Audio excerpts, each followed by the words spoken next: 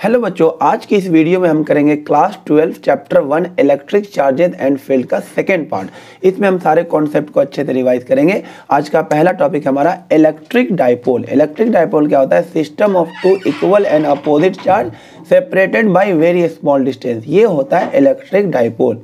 इसमें दो चार्ज होते हैं जिसका साइन क्या होता है? अपोजिट नेचर का होता है। अगर एक 2 माइक्रोकूलम है तो दूसरा क्या होगा? माइनस का 2 माइक्रोकूलम।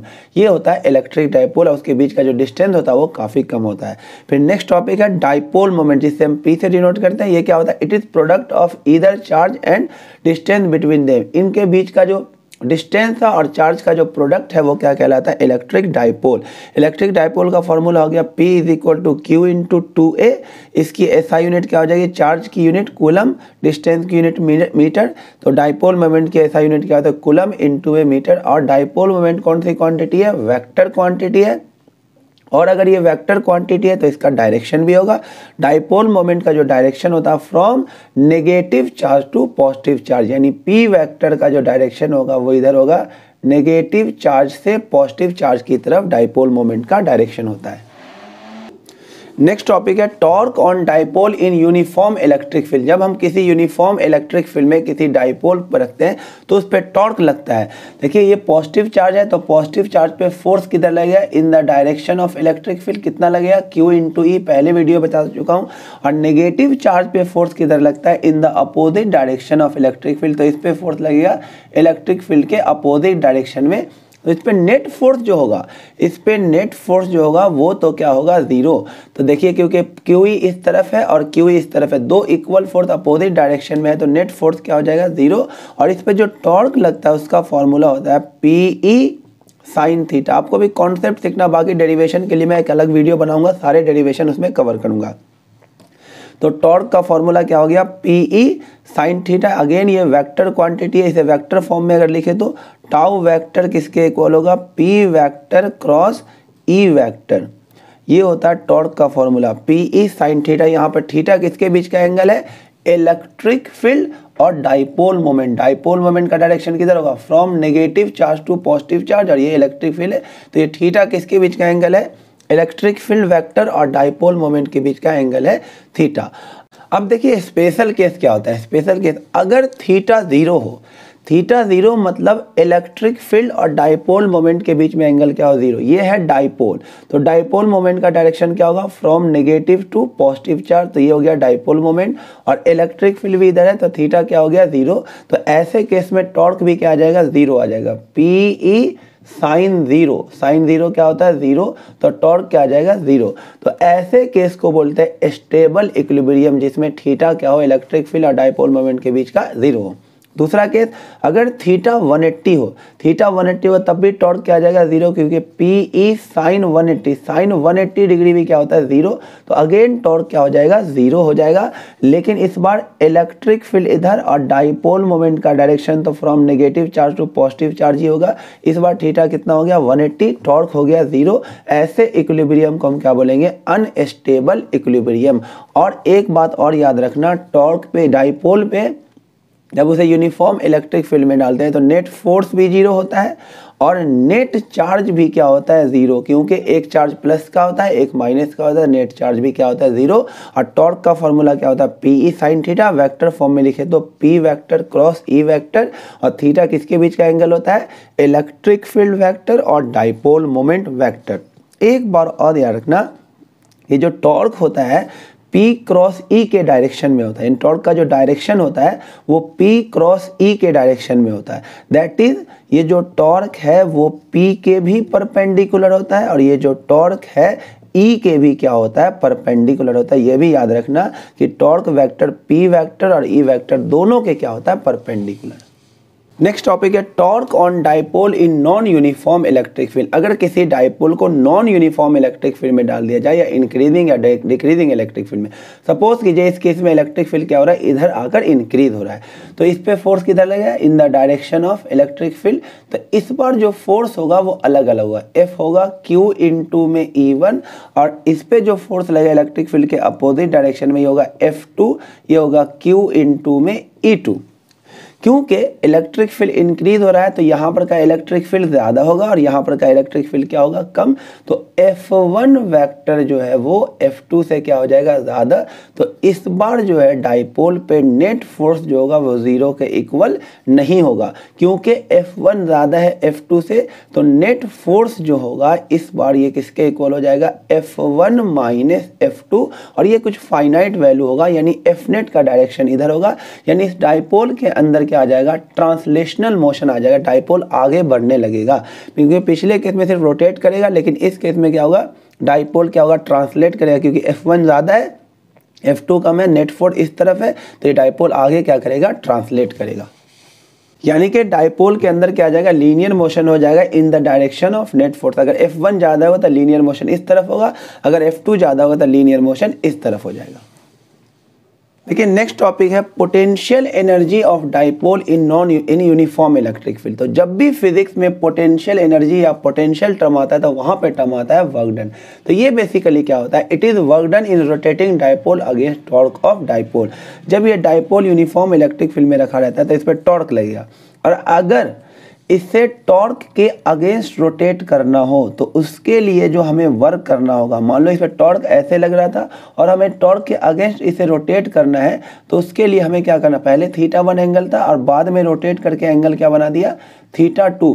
तो उसके लिए हमें क्या करना होगा, वर्क करना होगा। वही वर्क क्या होगा, इस डाइपोल के अंदर as a potential energy store हो जाएगा, और वो पोटेंशियल एनर्जी का फॉर्मूला होगा, यू से डिनोट करते हैं, ये हो जाएगा PE cos θ1 minus cos θ2। Again बता रहा हूँ, डेरिवेशन के लिए अलग से वीडियो बनेगी। ये है potential energy of dipole in uniform electric field. कभी कभी क्या होगा, आपके पास एक ही एंगल दे रखा होगा, तो आपको ये मान के चलना है कि इनिशियल एंगल कितना है, 90। जब आपको एक ही एंगल दे रखा हो न्यूमेरिकल क्वेश्चन में, तो आपको एक एंगल क्या मान लेना है, थीटा क्या मान लेना है, 90, और θ2 को मान लेना है थीटा। तो इस केस में पोटेंशियल एनर्जी क्या हो जाएगा, PE, और ये हो जाएगा cos 90 और माइनस क्या हो जाएगा, cos थीटा। तो पोटेंशियल एनर्जी का फॉर्मूला हो जाएगा PE माइनस का cos थीटा, और PE cos थीटा क्या हो जाएगा, U is equal to minus P vector dot E vector. तो याद रखना, पोटेंशियल एनर्जी होता है माइनस का P डॉट E, और टॉर्क वेक्टर किसके इक्वल होता है, P vector cross E vector. ये होता है, ये स्केलर क्वांटिटी है और ये क्या है, वेक्टर क्वांटिटी है, आपको याद रखना है। देखिए नेक्स्ट है electric field on axial line of dipole. इसका तो डेरिवेशन होता है, बाकी कॉन्सेप्ट देख लीजिए, डेरिवेशन अलग वीडियो में दिखाएंगे। इस एक्सियल लाइन पे ये डाइपोल है, इसका ये वाला लाइन क्या कहलाता है, एक्सियल लाइन, और ये वाला लाइन जो होगा परपेंडिकुलर लाइन, ये क्या कहलाएगा, इक्वेटोरियल लाइन।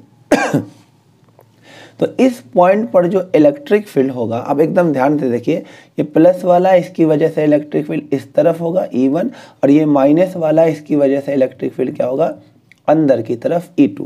और ऑब्वियस सी बात है, ये वाला चार्ज नज़दीक है इस पॉइंट के, तो इसका स्ट्रेंथ क्या होगा, ज़्यादा होगा, यानी E1 क्या होगा, ग्रेटर देन E2।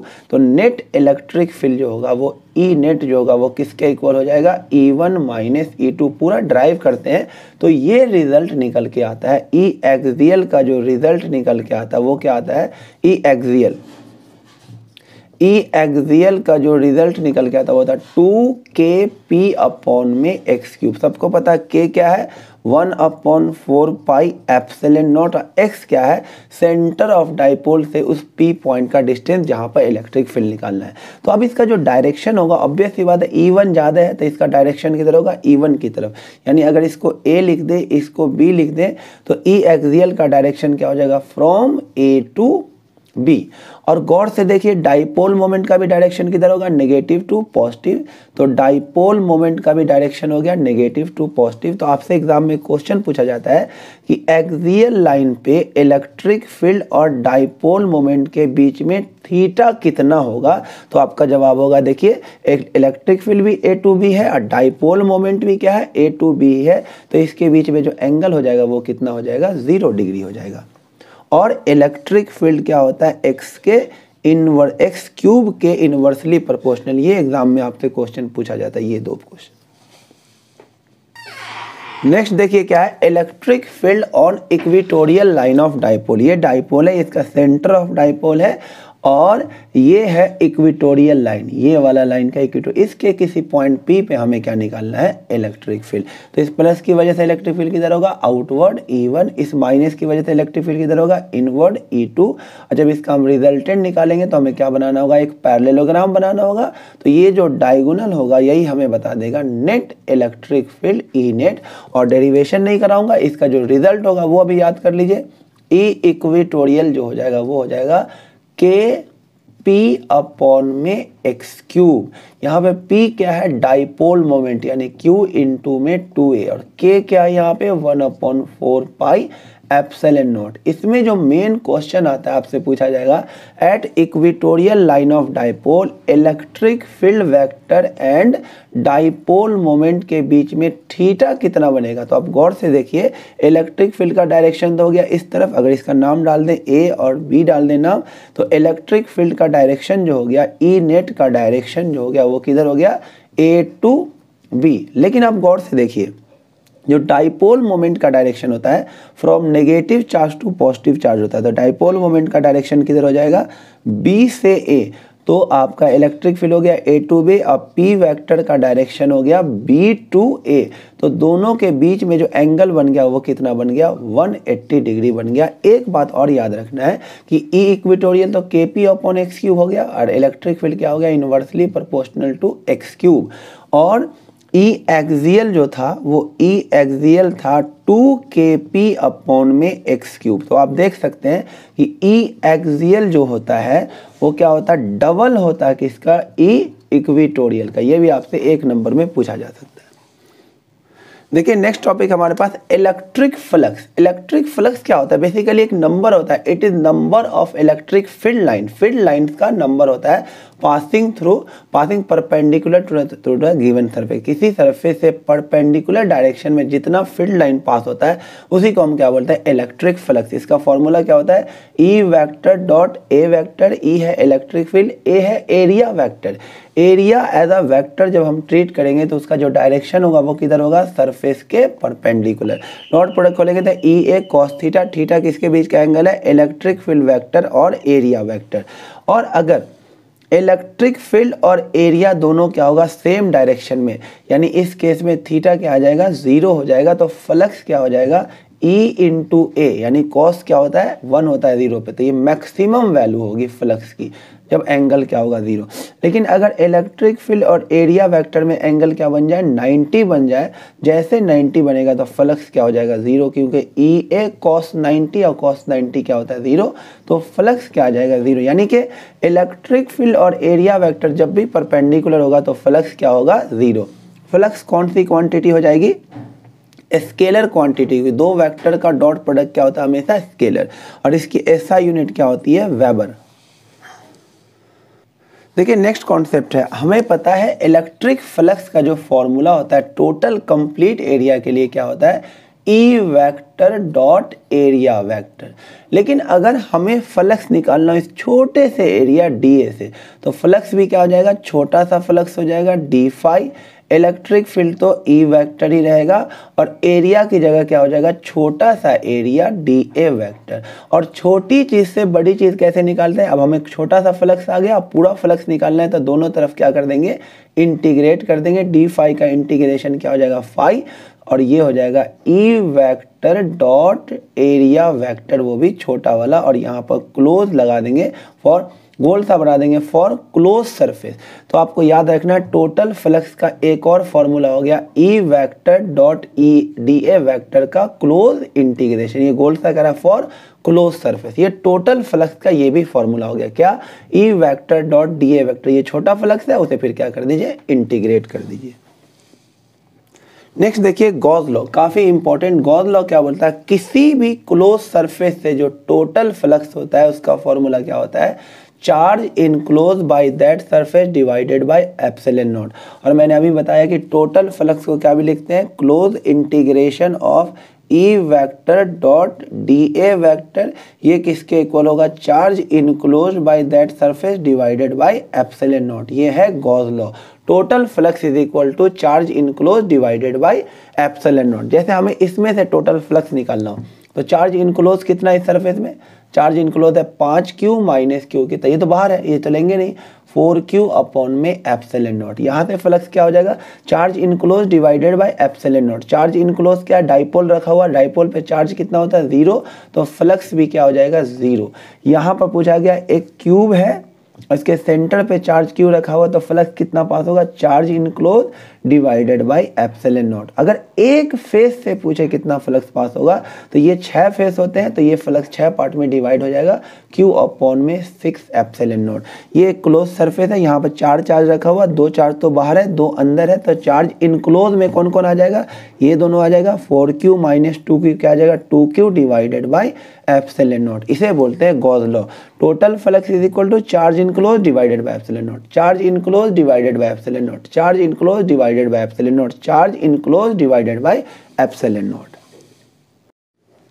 नेक्स्ट देखिए लास्ट टॉपिक हमारे इस चैप्टर का, application of Gauss law. Application of Gauss law में पहला एप्लीकेशन है electric field due to uniformly charge shell, अंदर से खाली है, तो इसमें 3 पॉइंट पर हमें इलेक्ट्रिक फील्ड निकालना है, inside the shell, on the shell और आउटसाइड द शेल। तो इनसाइड द शेल तो इलेक्ट्रिक फील्ड क्या होता है 0, याद रखना। ऑन द शेल होता है सिग्मा अपॉन में एप्सिलॉन नॉट, जहाँ पे सिग्मा इसका क्या है, सरफेस चार्ज डेंसिटी। और आउटसाइड द शेल होता है सिग्मा अपॉन में एप्सिलॉन नॉट, रेडियस का स्क्वायर अपॉन में डिस्टेंस का स्क्वायर। ये डिस्टेंस क्या है, जहाँ पर आप इलेक्ट्रिक फील्ड निकालना उसका सेंटर से डिस्टेंस है r, यानी E जो होगा r स्क्वायर के इन्वर्सली प्रोपोर्शनल होगा, यानी जितने दूर जाओगे इलेक्ट्रिक फील्ड घटता चला जाएगा।